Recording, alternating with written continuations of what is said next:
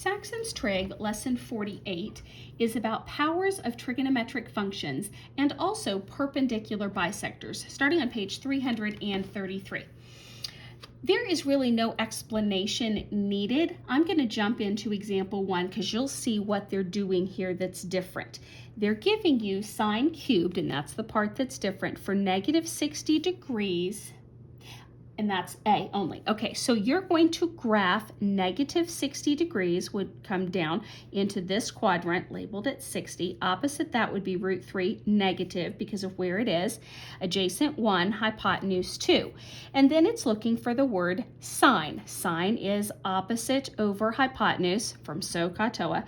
So the opposite is negative root 3. The hypotenuse is 2. And this used to be our answer, but now they give us an exponent in here. So before you move on, you need to take your answer and cube it. So negative times negative is ultimately going to be a negative answer. Root 3 times root 3 is 3, but there's another root 3 multiplying with it. And 2 times 2 is 4, times 2 is 8, so that's your cubed. And then I can't really reduce any of that. So this is its answer. Now in B, it asked for cotangent squared of 330 degrees. They didn't put the parenthesis down. I was going to say, usually they only do the parenthesis with the negative. I just wrote it. That was my mistake. But we're still going to graph 330 degrees. 0, 90, 180, 270, not quite to 360, gap of 30. Opposite 30 is 1. That makes it negative 1. This is radical 3, hypotenuse of 2.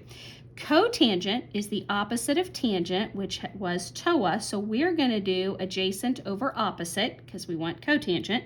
So the adjacent is root 3, the opposite is negative 1, and now they want this squared. So root 3 squared goes to 3, negative 1 squared goes to 1, and 3 over 1 is just 3, so that's what we're going to box.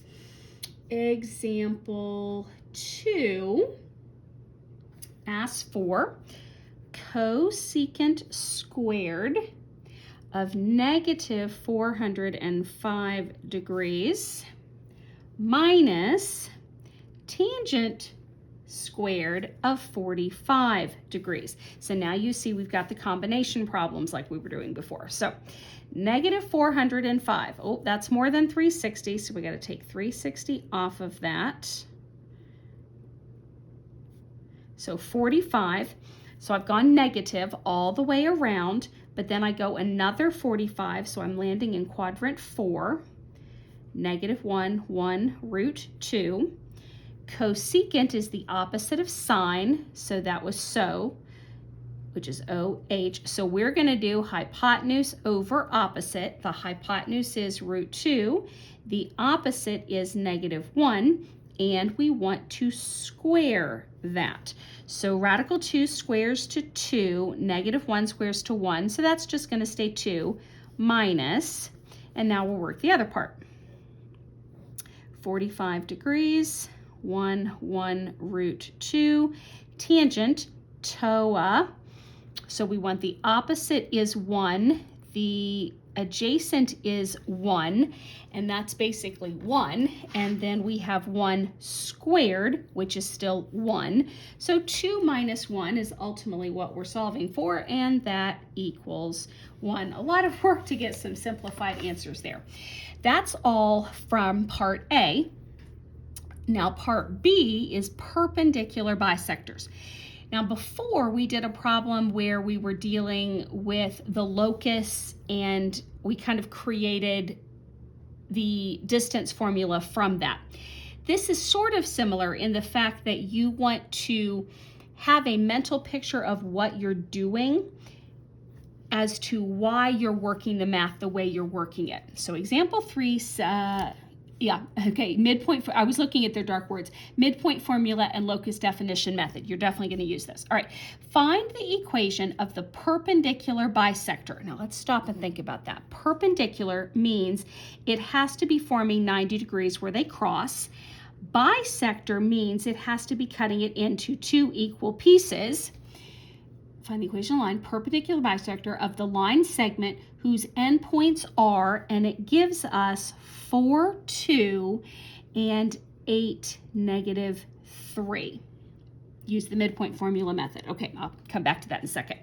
Just to give you a visual of where we're going, if you were actually graphing the dot 4, 2, it's going to land somewhere in here, and 5, 6, 7, 8, and negative 3, somewhere in here. So this is the line, oh goodness, I'm going crooked. This is the line segment that we're dealing with. And what we need to do is create a line that cuts in the middle of this, midpoint. So if I can find the dot that is the midpoint, and I know how to do that, and then I can create a line going through it, and I make sure that it's perpendicular, so cutting it at 90 degrees, I am then getting the information I need for this new line, which is what they want. Find the equation of this line. So we know that the equation of a line should end up ultimately being y equals mx plus b, and that's what we want for this.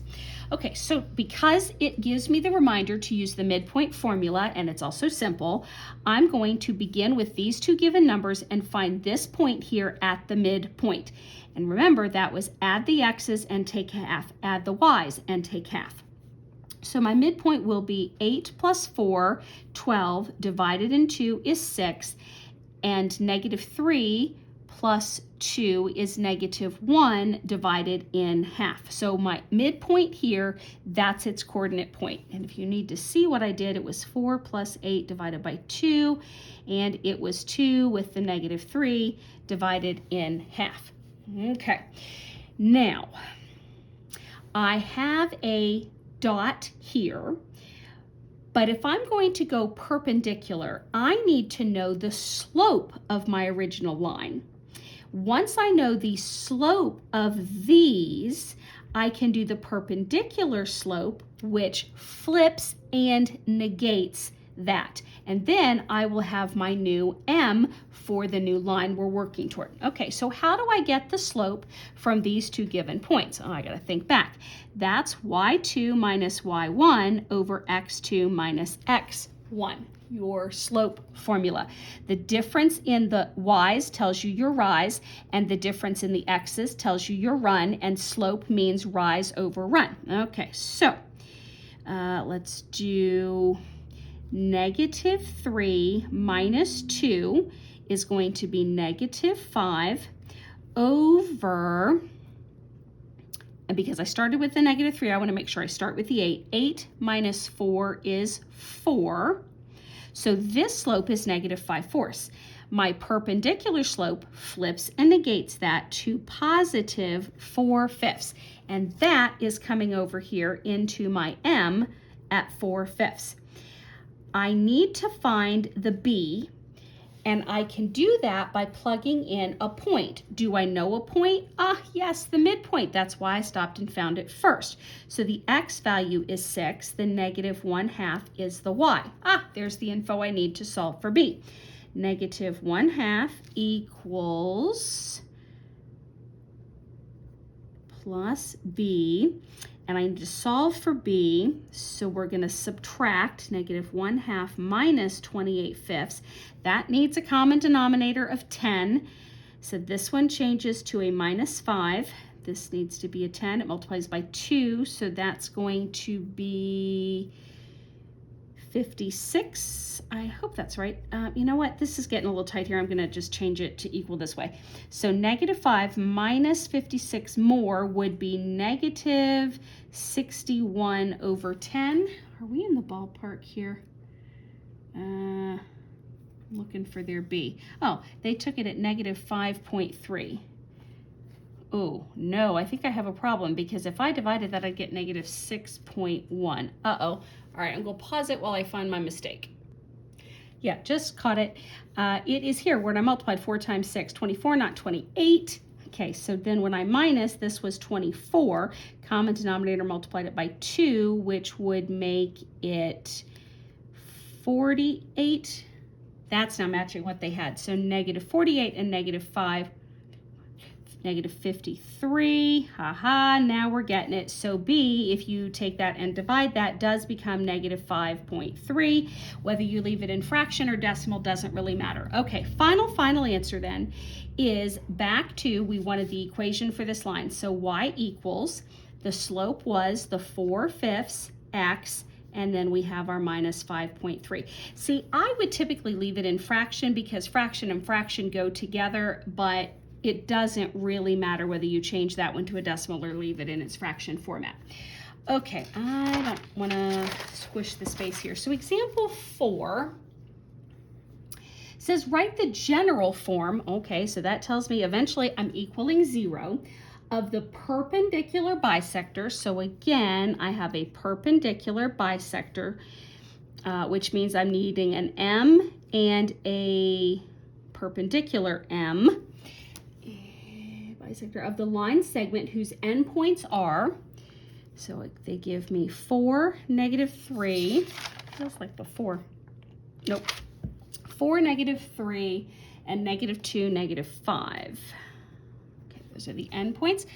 And use the midpoint formula method. So because it reminds me to use midpoint, we're going to stop and find what is the midpoint. Okay, well that is going to be adding these x's and taking half. So 4 plus negative 2 is 2. 2 divided by 2 is 1. Negative 3 and negative 5 is negative 8 divided in half to negative 4. So now I know my midpoint. I need my original slope, so we're going to do y2 minus y1, so that's negative 5 minus a negative plus 3. Negative 5 plus 3, negative 2. Negative 2 minus 4 is negative 6. It's y2 minus y1 over x2 minus x1. Yep. Negative over negative makes it positive, and this reduces to 1/3. So the current slope is 1/3. My perpendicular slope will be flip and negate that. So it goes from a positive to a negative and from 1/3 to 3. So my new slope is here, my point is here, and we're going to fill those in to y equals mx plus b. So the y is negative 4 equals m negative 3 times the x, which is 1, plus b. So negative 4 equals negative 3 plus b. b adds, so that's negative 1. And then fill back in with y equals, my slope was negative 3x minus 1 for the b. And this is in that format, but ultimately the question asks for it in general form. So I need to manipulate it till I get it equal to 0. So we're going to have keep negative 3x, move the y, making it minus y, keeping the negative 1, and the whole problem equals 0. Because the only sign I changed was the y when I moved it. These stayed on this side. I basically moved the equal to 0. Didn't want that to throw you. I do that and then students think I'm moving numbers, and so I wanted to clarify. Oh, one more change that they made. They don't like the negatives with the x and the y, so they change it to positive, positive, and positive. So 3x plus y plus 1 equals 0 for general format. It's just a mathematical preference.